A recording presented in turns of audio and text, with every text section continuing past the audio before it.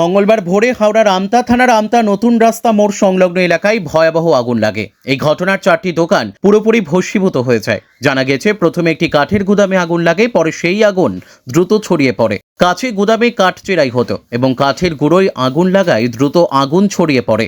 একটি ইলেকট্রনিক্সের দোকান সহ আরও 2টি দোকান পুরোপুরি ছাই হয়ে যায়।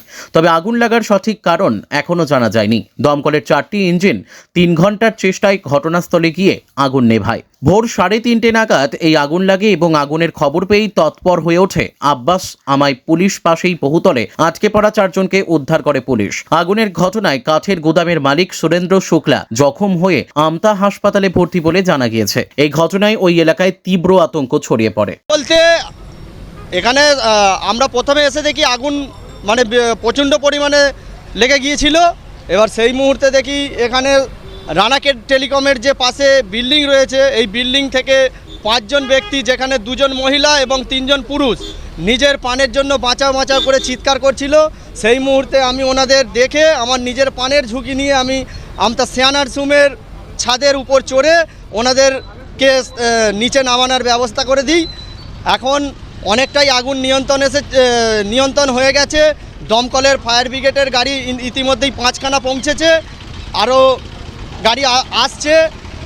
আমতা থানার প্রশাসনও এসে উপস্থিত হয়েছে। হ্যাঁ, 5 জন ব্যক্তিকে আমরা উদ্ধার করেছি।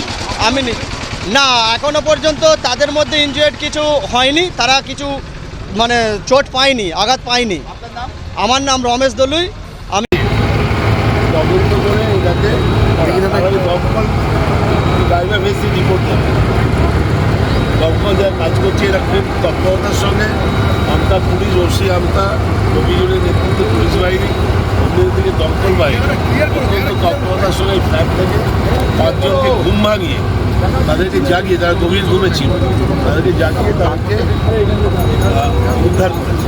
ল্যাডার দিয়ে বড় মই দিয়ে উদ্ধার করেছে এবং এখানকার যে শুয়েছিল গোডাউনের যে মালিক শুক্লা এবং শুক্লার স্ত্রী শুয়েছিল, শুক্লার 2টো পা ক্ষতিগ্রস্ত হয়েছে, পুড়ে গিয়ে আমতা হাসপাতালে তার ট্রিটমেন্ট চলছে। ডাক্তারদের সঙ্গে কথা বলেছি এবং তার সমস্ত রকম ট্রিটমেন্টের ব্যবস্থা করেছি।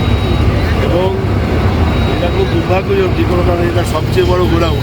এখানে উপযুক্ত অগ্নি নির্বাপনের এবং নিরাপত্তার সেরকম অ্যারেঞ্জমেন্ট ছিল কি না সেটাও খতিয়ে দেখবে পুলিশ প্রশাসন, দমকল প্রশাসন এবং একই সঙ্গে আমাদের ফরেন্সিক এক্সপার্ট।